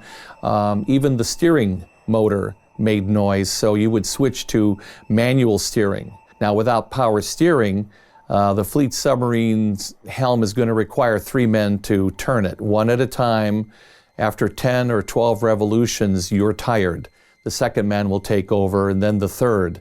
And hopefully by the time he's tired, the first man has caught his breath and come back and taken over the helm. So it's nice to have power steering unless you have to be absolutely quiet. The main advantage of a submarine over other ship types is her concealment.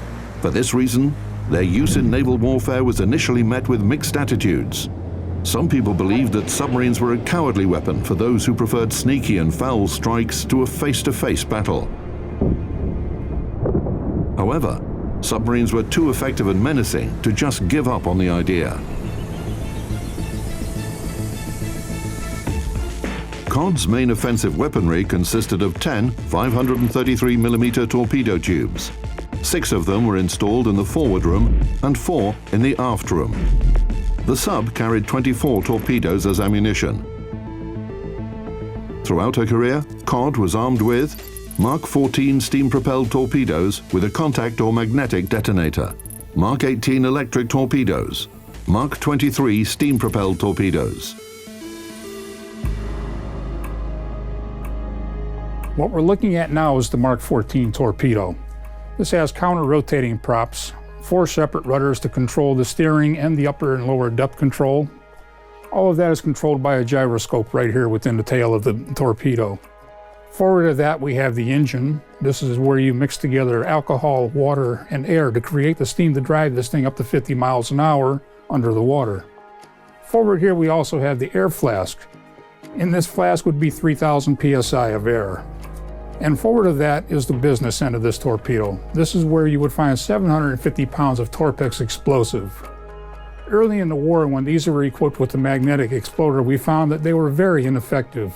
The American Mark 14 torpedo has a secret magnetic detonator, which unfortunately we didn't fully test properly. They were prematurely detonating. What was happening is the torpedo would encounter the magnetic field of the enemy ship and detonate too soon. It took about 2 years for the Navy to admit that the problem was the torpedoes, then identify and correct the solution, and then it became a pretty good weapon. Unlike modern submarines with a ram, on a World War II submarine, everything was done by muscle power and block and tackle. 3,000 pounds. Load tube 2.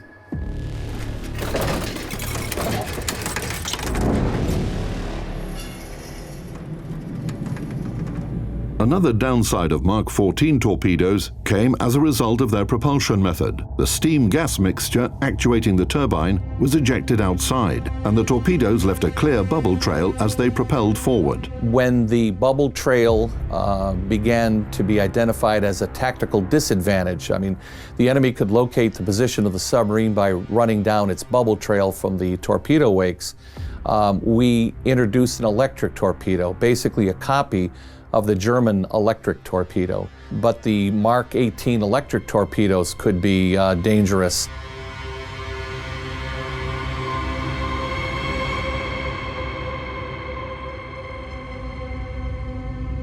We were in the north end of the Formosa Straits. We were very busy. We fired 6 of the 8 torpedoes in the after room.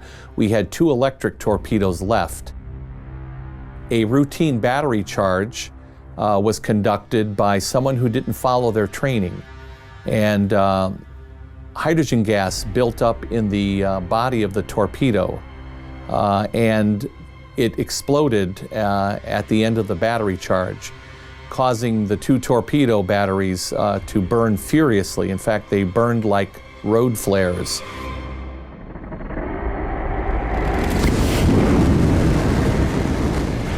The crew were able to extinguish one of the burning torpedoes, but the after torpedo room was filling with dense black smoke. They had to abandon the compartment temporarily because the smoke masks they were using began to clog from the heavy particulates of the burning torpedo battery case.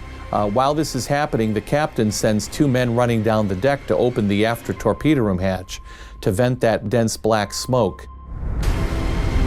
And they're washed overboard by a wave. It's nighttime.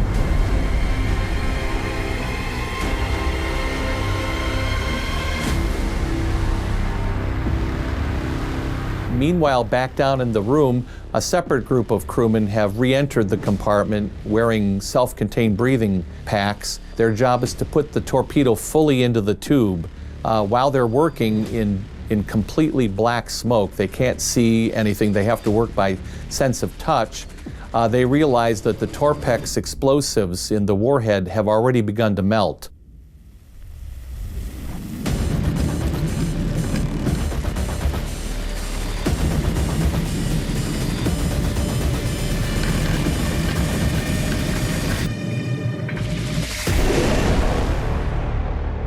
They are able to get the torpedo into the tube and they eject it before it detonates. The seawater, of course, puts the fire out, but if they had waited just seconds longer to get it out of the boat, they probably would have lost the cod. So meanwhile, the men in the water, they have their own problem. One of the 2 sailors can't swim. And of course, while the crew gets the boat saved, the captain orders everyone not on duty to come topside, bring a flashlight to help find the men in the water.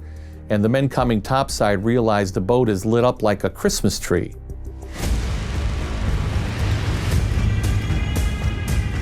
And of course, within a few minutes, a plane is spotted on the radar coming straight for us. Now, luckily, it turns out to be an American plane, but the captain contacts the pilot only seconds before the pilot drops bombs on us. So we almost were destroyed a second time in about 15-20 minutes. So sadly, 7 hours into the ordeal, and we're about to dive, and we see one of the 2 men, and we pull him aboard, and he gives us the bad news that his shipmate couldn't hold on any longer. You know, they were 7 hours in the water, and he drowned. So we lost one of our crewmen.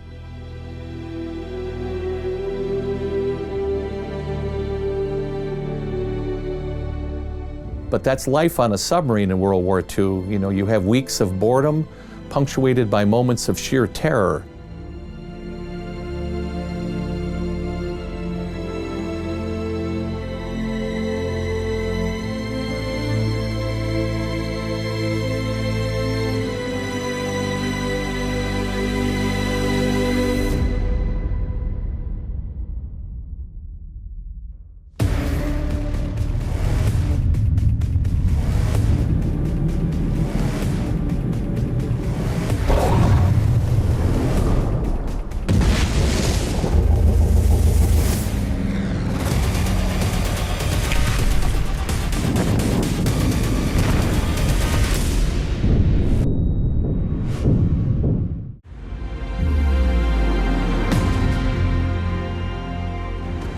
Cod was launched on March 21st, 1943. She was the last of the Gato-class boats built on that slip. The minute she hit the water, a Baleo-class boat was laid down for construction. So she incorporated all the latest battle lessons.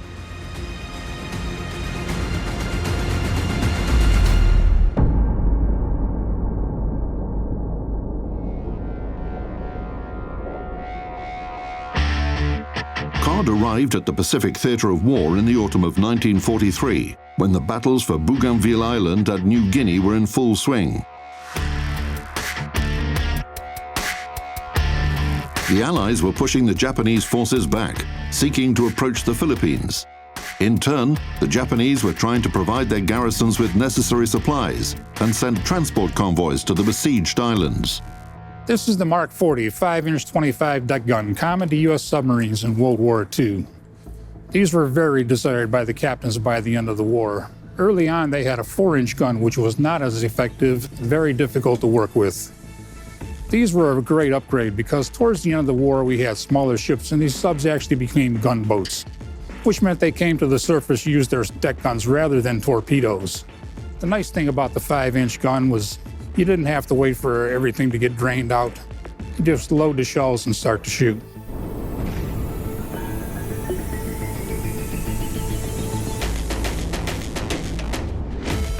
Artillery armament. Mark 40 gun mount. Caliber 127mm. Range 13,000 meters. Rate of fire up to 20 shots per minute. Two 40mm Bofors anti-aircraft guns. Browning M2 machine gun. Caliber 12.7mm. The American Fleet Submarine carries at least 200 rounds of main caliber ammunition and 400 rounds of 40mm and thousands of rounds of 50 caliber machine gun ammunition. So they're floating arsenals.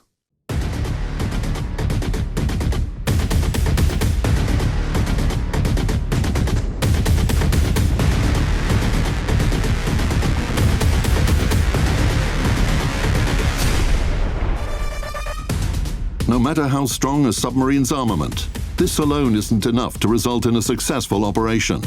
It's important to have all the necessary means to detect your enemy on board, and these should be as diverse as the sub's armament. We're here in the conning tower of the COD. It's a pressure vessel above the main pressure hull. It's 8 feet in diameter, 17 feet long. This is where the officers and the approach party would conduct attacks. Up to 11 men would be crammed in this small space during a submerged attack. It holds for us the radars, the sonar, the torpedo data computer, as well as our main steering and the 2 periscopes. The American TDC, or Torpedo Data Computer, of World War II was a marvel of engineering. It used spherical cams to solve spherical trigonometry equations in real time. No microchips or microprocessors involved. Firing torpedoes while submerged presents quite a complex problem involving multiple variables. Imagine that you need to hit a swinging log with a billiard cue while standing on roller skates at a distance of 30 meters. You're allowed to look at your target only 2 or 3 times with one eye. To solve this issue and to make firing torpedoes easier, different countries developed computing instruments. In World War II, the United States achieved the most significant progress in this area. American machine here, the TDC, takes time out of the equation. So the minute you have the correct solution light, if your data is good, the torpedoes will meet the target in time and space. So the Germans and the Japanese and the British, their machines are saying shoot now. If you shoot too soon or wait too long, your torpedo is going to miss. In terms of its construction, the Mark IV TDC consisted of 3 blocks that were connected electromechanically. Data was input both in manual and automatic modes. The receiver would automatically read data about the submarine's course and speed from the gyro compass and dynamic pressure log. Crew members would input information about the target's course, speed, and range, obtained with the help of the periscope, sonar, and radar. It was adjusted every 15 to 20 minutes. The TDC would calculate the target's position and automatically send all the data necessary for firing to a gyroscope installed inside the torpedo launcher. This way, the torpedo was able to hit its target, regardless of the submarine's position. The computer made it possible to continuously predict a target's position, even when the submarine was maneuvering, and fire at night or under conditions of limited visibility. We're going to turn this on and start integrating some data. And what you're hearing is a 1944 computer turning on and accepting the data we've preset in the machine. If we estimate the target's course and speed, we can wait 5 minutes. We're going to bring the scope up. If we see the target in our crosshairs, we know our data is correct. If the target hasn't arrived yet or has passed the periscope view, we know our data is in need of refinement. Either he's going faster or slower.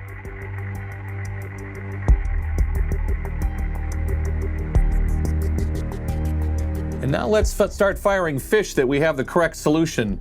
We have our 2 firing boxes right here with the actual firing buttons for the forward tubes and the after tubes. Captain will say standby 2, so we'll turn tube 2 to standby. The spindles engage light comes on. This tells us that the mechanical programmer is now communicating with the torpedo while it's in the tube. When the proper gyro angle is set, the spindles will come out and this light will go off and this light will come on, telling us that tube 2 is ready to fire. So I will wait for the captain to say fire 2. When we hear that command, fire 2, I'll push that button and we'll wait. And the TDC has told us what the run time is, so we're going to wait. We might have our stopwatch to track the time, and hopefully we're going to hear big explosions, and we're going to bring the scope up and see, hopefully, the ship going down.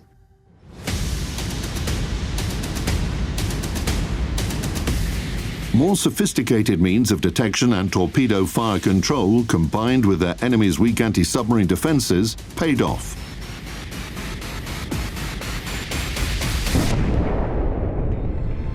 During the Pacific War, American submarines sank about 75% of the Japanese merchant fleet.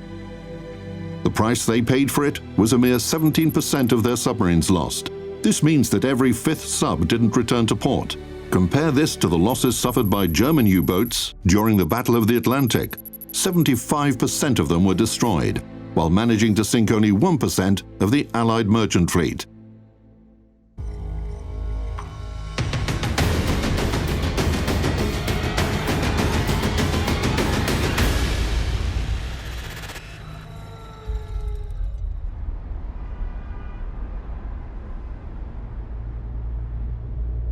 The Gato-class subs were in the thick of the fight early on. Again, being the largest and most capable boats at the time, were given the most difficult missions.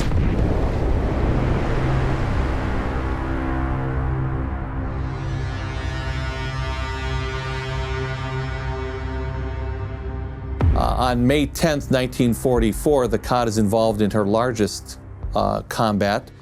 She is the last submarine that's able to attack a 35-ship convoy coming to reinforce the Japanese garrison in Manila.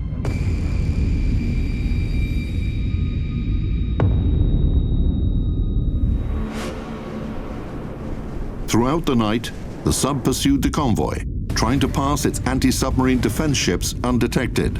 At dawn, she finally managed to break through the outer ring and into the core of convoy, where she launched all 6 torpedoes from her bow tubes at the cargo vessels.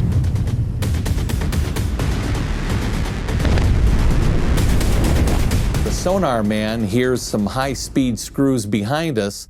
The captain turns his periscope aft and sees the Japanese destroyer Karukaya just 300 yards behind us, cutting across our stern, and he flips the periscope into high magnification and realizes there are crewmen on the bridge pointing at his periscope.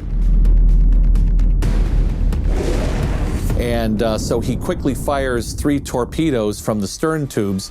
2 of them catch the Karukaya in amidships and break it in half. But it was too early to celebrate victory. A Japanese hydroplane dropped a smoke buoy right next to their periscope, and the sub had to submerge. The boat headed away from the attack area at maximum speed. We clear the area very quickly, but the firing point is saturated with 100 depth charges within a few minutes. They're going off like strings of firecrackers. The ships are so close to the harbor that they're able to proceed into the harbor safely, and all of the escort destroyers come out to kill the Cod. Cod's captain reduced speed to a noiseless level, 2 to 3 knots, and managed to evade sonar detection. All day the boat maneuvered, turning its bow or aft towards enemy sonar signals, so as to present as small a target as possible for them. Toward evening, with the batteries running very low, the sonar man hears water hitting the surface of the ocean a few miles away, and the captain says maybe that's a rain squall, so head toward that sound, and he puts the periscope up and realizes it's a heavy rainstorm. So Cod surfaces in the rainstorm and gets out of the area very quickly.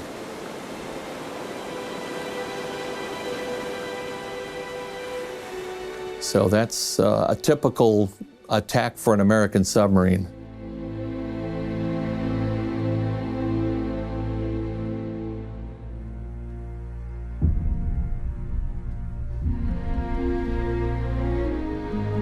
glorious Gato-class submarines, including USS Cod, arguably became the most famous American submarines of the World War II era. USS Flasher was one of the most successful US submarines, with more than 100,000 sunk tonnage credited to her. USS Kavala sank Japanese aircraft carrier Shokaku, which had participated in the attack on Pearl Harbor. USS Wahoo single-handedly destroyed an entire convoy of 4 ships off the coast of New Guinea. In 1943, she became one of the first US submarines to break through to the Sea of Japan. USS Finback recovered a downed pilot, George H.W. Bush, future President of the United States. USS Barb landed a team from her crew on the Japanese-held southern shore of Sakhalin Island. They placed charges under a railroad track and blew up a passing train. Later in the war, we were sent on a junk mission because the Japanese targets were getting fewer and far between. And COD was based in the Southwest Pacific. So we were based out of Australia, and our mission was to interdict the Japanese shipping coming out of the South China Sea, the rubber, tin, and oil coming from Malaysia and some of the areas around the Philippines. We participated in a campaign to prevent the Philippines from being reinforced before our reinvasion or liberation of the Philippines. So late in the war, the last patrol, we sank about 26 junks.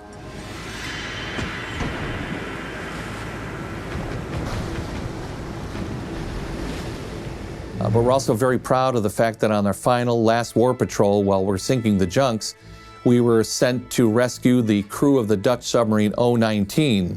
The Dutch had a very small but very effective force of submarines fighting with the Allies.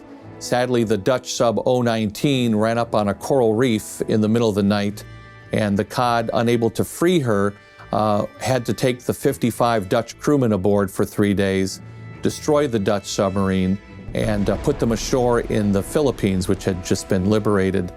The COD returned to her home base at the end of the month. The Dutch were waiting for the COD crew, and they said, "Tomorrow night we have a thank you party for saving our lives."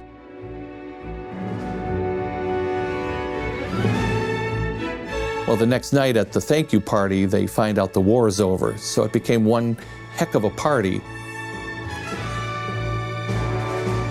Which is why today COD's battle flag carries a martini glass over the name O-19 to commemorate history's only international sub-to-sub rescue and that infamous party.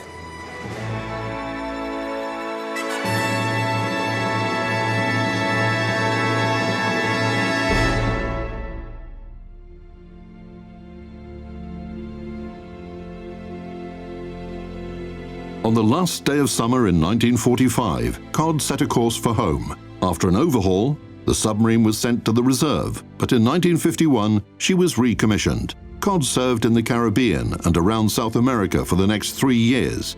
Then she was finally decommissioned once and for all, and in 1971 was stricken from the Naval Register. 5 years later, residents of Cleveland, not indifferent to the submarine's faithful service, took care of her and turned her into a museum. In 1986, USS Cod became a national historic landmark.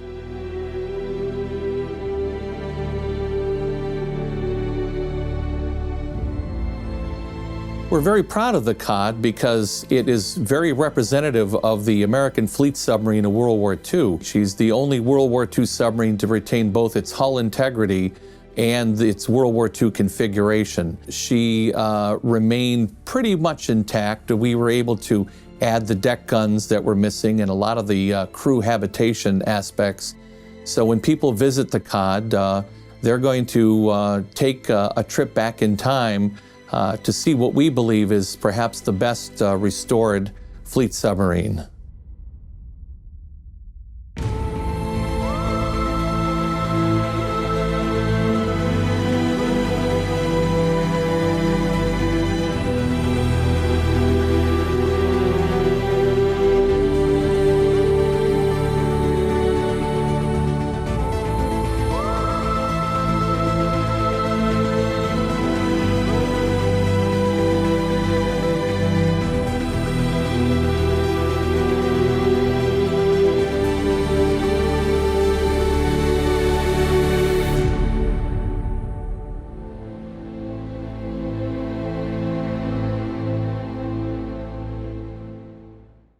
As promised, here's the final part of the bonus code. Just in case you missed something, I'll show this movie in full.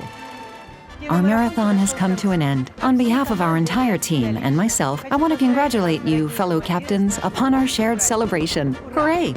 Full ahead to new victories. We'll be waiting for you on the celebratory stream tomorrow, September 17th.